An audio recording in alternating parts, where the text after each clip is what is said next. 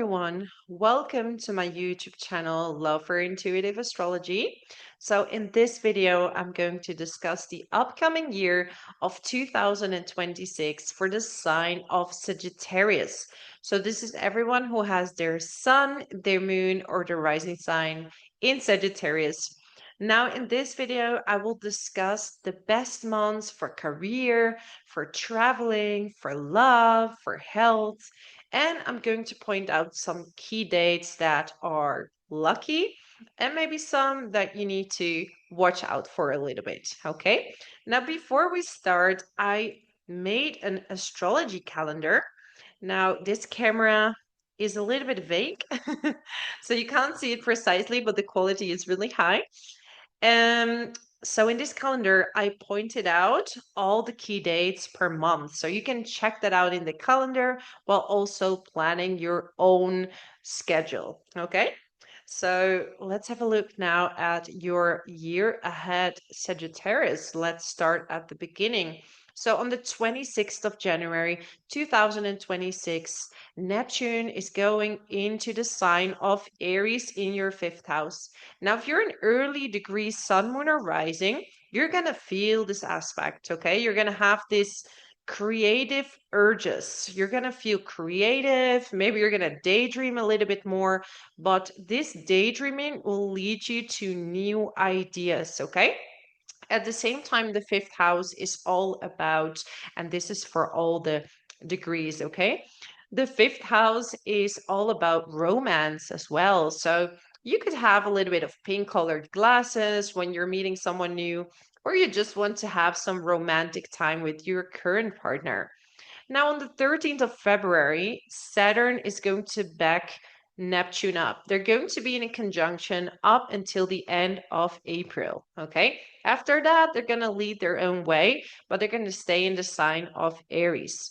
Now, when Saturn is joining here, you're either going to take this hobby, this skill, this gift very seriously, right? You're going to dive into how to become very talented at this gift that you're having or at this project, this creative project that you're working on. So this is more serious, right? And also in love, the pink colored glasses are going to disappear a little bit because Saturn is going to ground you and you're going to want something more serious. So if you're dating, you're probably looking at something more long term. Now, Saturn in the fifth house is also more serious when it comes to children. So maybe some of your children need a bit more attention from you, need more guidance, okay? And that could be a little bit heavy for you at some times, but it's going to really bring a reward to your child, okay? If you're expecting a child, you're going to take it very, very serious, okay? And it can also take a little bit longer, to get pregnant. It could take a bit longer, but at the same time, Saturn doesn't deny anything, right? It delays. So on the 17th of February 2026, there will be a new moon, annular solar eclipse in the sign of Aquarius, which for you, Sagittarius, is in your third house. So generally, you're someone that always has really good and creative ideas, okay? And this is going to be enhanced. So maybe an idea that you're having is going to have a long-term impact on your life, okay? The way you speak, and you know what? Uranus, because Uranus rules Aquarius, right? Uranus can shock a little bit. Aquarius can shock a little bit. It's a bit of a rebel. So maybe whatever it is that you're saying can shock people, but at the same time, it will open people's minds, right? This is out of the box thinking. A trip, maybe some of you are going on a trip and it's going to leave this really inspirational impact on you. It might be a sudden trip that you're going to make. You could visit your siblings or reconnect with your siblings around that time as well.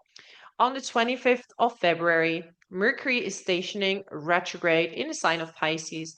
And for you, this is in your fourth house, okay? And it will be in Pisces up until the 19th of March. Now, here you're going to introspect, okay? You're going to go back to maybe memories, childhood memories, memories of family members, moments that you had with your family. It could be nostalgia. It could be things that are coming up for healing. Okay. There might also be some miscommunication with family members, or even with people that are working on the house, right? Because fourth house is also related to your housing situation. So with landlords or contractors, it's usually not a good time to get a new contractor. Okay. It's better to wait after, unless you're going back to someone you've worked with before. Okay. So Jupiter for you, Jupiter this year will be in your eighth house. Okay. Up until the 30th of June. And after the 9th or 10th of March, depending on your location, Jupiter is going to station direct, which means that you're going to reap more of the fruits of Jupiter. But Jupiter in Leo is going to be really good for you. And I'm going to explain that in a minute. Let's round up this Jupiter in Cancer, okay? So, Jupiter in Cancer in the eighth house is really giving you this heightened intuition. It's all about other people's money. So it could be that your partner is earning a great deal of money, okay? Or you gathering forces, right? Joining bank accounts, or maybe you're working together. This could actually give you more money. Or you're getting married, right? Could be something like that as well. Um, some mistake made or some stuff is stolen and you're getting more money back from your insurance company. This is very much like Jupiter in the eighth house, an inheritance coming your way. Because it's also in Cancer, so it's very much family related. Maybe someone or a family member or someone in general wants to invest in something that you're doing. And there is a really key date. There is a key date that is very beautiful between the 10th and the 17th of April, because Jupiter will be in Cancer in your eighth house and it's sextiling Taurus in your sixth house. Okay. So here you could have more money coming in through your own hard work as well, because sixth house is about your day-to-day routines. Okay, maybe you're investing in your health, like some of you might be getting some support regarding health. Okay, so you're getting investment in that. If you're a doctor, a nurse, working in a nursery home, working with death, okay, like funeral homes, this is a really good year to see growth in your career or in your business, and specifically those dates that I indicated. Another good window is between the 1st and the 19th of June. Jupiter will be conjunct Venus, okay? And up until the 12th, they will both be in Cancer in your eighth house. So definitely money coming in through tax returns, any kind of money, what I just named, all those things could be coming back to you. It's also a good time to break certain cycles, right? Maybe there were some thoughts you were having about, someone supporting you. Maybe you feel uncomfortable receiving money. And interest in the occult is happening with Jupiter there in the eighth house. It really strengthens your intuition, your maybe even psychic abilities. Okay. So do some meditations, because you have a chance to heal a lot of those cycles in your life that keep repeating. This is the eighth house, right? Ruled by Scorpio. Here you're taking off the layers. So Jupiter is going to help you see them. So it's very positive. Like you could go to a therapist, or you know you could do something, you could go to a reader or something like that, and they open your world to a pattern that you didn't think you had. Okay, so then between the 21st of May and the 30th of May, the sun is conjunct Uranus. Now, Uranus moved in the sign of Gemini, back in the sign of Gemini on the 26th of April. And this conjunction between the Sun and Uranus is going to be in your seventh house. So, with Uranus in general in your seventh house, you're going to want to experience freedom in your relationships. I don't see this as anything negative, right? This is just like you want to be your full self and you want to be with someone that can also be their full selves, right? You could be attracted to someone older, younger, quirky, different, right? And you're also a sign of adventure. So I'm pretty sure that this placement for you is good because you like freedom in general, Sagittarius. And I know I'm talking to some of you and you like to feel free, okay? You like to be in your freedom. So yeah, there could be some partnerships happening, like business collaborations online, because Uranus can also relate to anything online, or work in a collaboration when it comes to anything scientific and do some kind of research or investigation. And you're going to have some kind of positive outcome. So on the 28th of June, 2026, Mercury stations retrograde at 26 degrees in Cancer. Now, for you, that is in your eighth house, okay? So here you have to double check your paperwork. So, where before, Jupiter was giving you all this luck in that area, now it's time to revise everything. So, revise your papers, maybe you didn't fill up a certain form correctly and you have to just look at it once more and is this the right company I want to work with when it comes to bills? Can I go to a different one? If you want to change, wait until after Mercury retrograde, unless you have Mercury retrograde in your natal chart, okay? Because that makes a huge difference.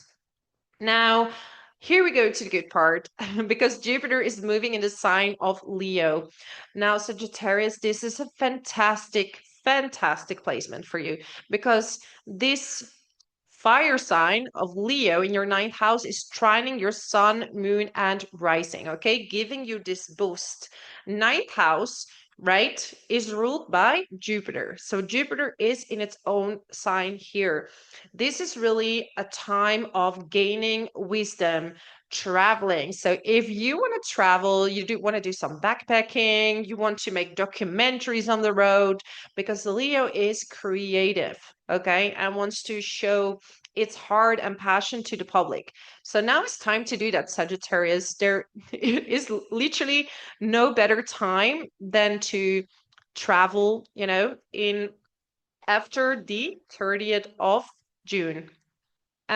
This is good for teaching. So if you want to become a teacher or want to get a teacher, like you want to grow spiritually, you can find someone that can guide you around this time and give you a lot of wisdom. Import and export. If you're doing something like this, traveling to foreign countries and work like that, a digital nomad, you're going to get like quite some luck with you, okay? And Leo likes to create projects, be creative. You would love to maybe meet people as well, okay? And just be really inspired by them. Then between the 29th, so we have this really good news of Jupiter in the ninth house. Okay, this is going to be absolutely fantastic. You're going to feel good and you're going to experience what it feels like to feel more free because Jupiter in the ninth house is having faith. Faith that everything is going to work out exactly as it should. And with this faith, it's actually going to happen that way. Okay. And you will see on trips, you somehow always will be guided. And you might be studying something new, something you're really passionate about. Okay. So yeah, take that course, take that study, be a teacher, follow a teacher that you respect. Okay, this is really important because the sign of Leo wants to respect as well. Okay, and Sagittarius, I know that you're someone that doesn't just take information from just anyone. Okay, you're someone that likes to explore through life and you rather do it on your own than really following a specific teacher. So you also feel like I really have to respect that person. So a little bit of a watch out time is between June 29th and July 12th because Mars is conjunct Uranus in Gemini in your seventh house. So this is a bit of a heated time, okay? Like if you're in a relationship, you might be having some tension, some fights, because it's sudden. It's like a burst, right? With Mars conjunct Uranus, okay? And it could also be a business partnership that you're having some disagreements, and it's especially related to the voice because Gemini is all about speaking. So it could be a bit of a tense time, okay? So make sure to, let each other be a little bit around that time, okay? Between the 19th of June and the 17th of September, Chiron is moving back in the sign of Taurus. Okay. And I'm saying back, it's not moving back, it's moving in the sign of Taurus, and it will move back in the sign of Aries on the 17th of September. Okay. Now, Chiron in Taurus for you is in your sixth house. So sometimes you might have a little bit of trouble getting up in the morning and doing these routines like 9 to 5, or certain routines that you had that you were okay with, because Taurus in the sixth house is okay with like routines, but suddenly you're gonna feel like, oh, I don't want to follow this specific routine anymore. You could be kind of having this feeling of being afraid losing your job, or being afraid that you will lose money because you're losing your job, and could be something related to your health. So anything related to your health, go to the doctor. Taurus is about food and eating. So make sure you stay on a healthy diet, because Chiron is the center who heals others but has a wound within himself that he can't really heal. Okay. And I'm not saying you're doomed, it's a transit. So you can always heal that, right? But generally speaking, just make sure that that you're on point with your own diet. On the other hand, you're going to be an amazing advisor when it comes to diet and sports and all of that, okay? And maybe because you have to work on that a little harder during that time. So on the 12th of August, we're going to have a new moon, total solar eclipse in the sign of Leo. So again, in your ninth house at 20 degrees. So if you're a 20 degrees sun, moon, and rising, you're especially going to be highlighted by this eclipse, okay? This can trigger a trip, a study, and it can really change the way you look at the world. Okay, it could just be a shift of how you see the world, and how do you want to live your life accordingly. Okay, because the ninth house is about having faith. And when sometimes the world around you is in chaos, it's very hard to have faith within your own life. But when you see the beautiful things in life, right? Being optimistic, like Leo is in the ninth house, you will see that you can do something to change it. And you don't have to become like a preacher or anything, but you will notice that the small things have an impact, like a domino effect.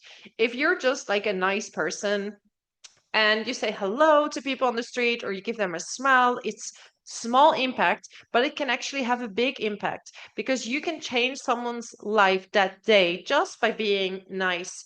And if you have that perspective, you will live a different type of life. Okay, so this is what your feel is going to be, Sag. So on the 18th of August, there's going to be a shift of the nodes. So the North node is going from Pisces to Aquarius, and Aquarius is in your third house. So here again, you're going to find new ways to communicate. Like some of you will invent new communication platforms, or you're going to have like a new and maybe a more technical way on how to send messages, or you're going to find some system for yourself. Your thoughts and they're very out of the box, futuristic. So some people might not completely get what you're saying. Okay, they're going to be like, huh, Sagittarius, what are you saying exactly? Is because maybe you're going to be a few steps ahead already, okay? Looking at the future. So don't give up just because people think that what you're saying is weird, okay? Stand with yourself in what you feel. Now, at some point, the South Node will gather up with Jupiter, right, in your ninth house. So you're going to merge the knowledge of the world and how you see the world with factual knowledge, okay? And this is also personally what I love, right? I would love to see science together with spirituality. And this is really what you're going to do. You're going to combine the intellect with intuition, right? You're going to combine reading books with having experience to traveling. And this is what the message you're going to convey this year, Sagittarius. So on the 2nd of October, we're going to have a Venus No, I'm skipping one. Okay. Rewind. Rewind. Let's go back. 28th of August, we're going to have a partial lunar eclipse in Pisces, okay? At 4 degrees. And for you, that will be in your fourth house. So some of you might be moving, changing homes, reconnecting with family, visiting family. Maybe some of you are going to live with family or actually moving away from family, okay? And this is just really about also finding your roots, because with Pisces in the fourth house, it's like your home is almost like a sanctuary, right? It's a spiritual place. So make sure that where you live is something you feel spiritually connected, and you can have some peace to rewind from, everything that's happening out there. Okay, so on the 2nd of October, we're going to have Venus retrograde in Scorpio. It will be in Scorpio up until the 25th, and then it will go to Libra, okay? Up until the 12th of November, and then Venus will station direct again, okay? This will be in your 12th house, okay, in Scorpio. And this is all about your dreams. This is about your past life as well. So, any situations that are happening in your love life, okay, most likely they're coming back from a past life to rebalance, whatever happened.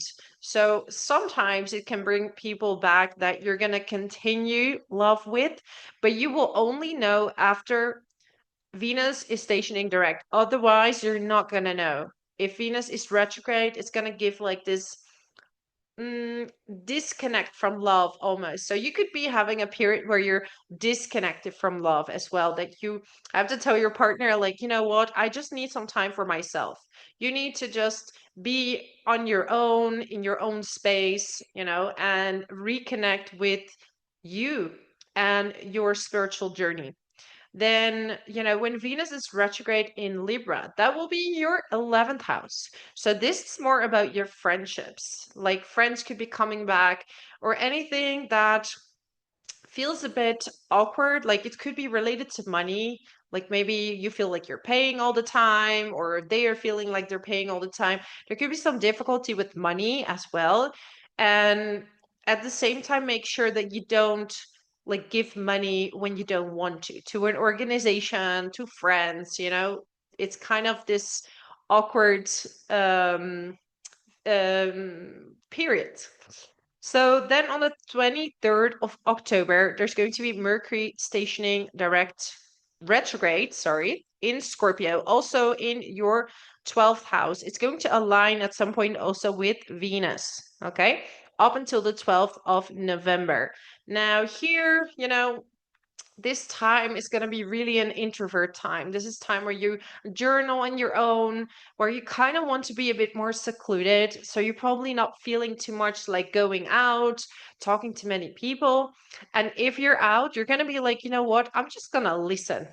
I don't want to talk to too many people. I'm just going to observe and listen and see what other people have to say, because you're going to be a little bit in your own world. Then from the 4th of November up until the end of November, Mars, Jupiter, and the South Node are all together in your ninth house, okay? And this is a placement that's quite difficult to pinpoint, because the South Node is about your past and your past lives. Now, Jupiter is there and Mars is there. Like Jupiter can give gifts according to past or past life, and Mars can bring in competition. So if something really good happens to you, there could be competition coming in, or people that don't like the gifts that were given to you. Okay. Um, it could be that you yourself becomes competitive, and you want to study, and you want to get things done like now, and you're becoming a bit impatient. So you're going to have to find time to rest and time to take action, because the South Node can cut things off when we're starting to get too detached or too attached to something. Okay, because here we have the South Node in Leo, more attached, and then the North Node in Aquarius, more detached. So you're going to have to find this balance and midway between having faith and knowing that things are going to be okay, but also looking up intellectually, like how can you do your research in a way. So, Sag, let's look at your best months for career, love, all that stuff. Okay. So, career is April, May, August, September. Love months March, April, May, and June. Then traveling. Well, yeah, this is definitely a traveling year. January, February, June until the end of the year. Moving and traveling, by the way, with Jupiter conjunct the South Node, maybe you're going to go back to a place you've been before, okay? Moving months, February and March. Money months, January, June, July, and December. And then health months, April and May. So that would be my message for you, my lovely, lovely Sag. Keep in mind, if you want to check out the calendar, you can go to Etsy link in my description box below. Now, if you want to help me spread this message so more people can be prepared in the upcoming year for the dates and, just a general overview of what to expect, subscribe to my channel, share this video, and also leave a comment what your plans are for 2026. I would love to hear from you. I'm sending you so many blessings and I'm wishing you an amazing new year. Bye bye.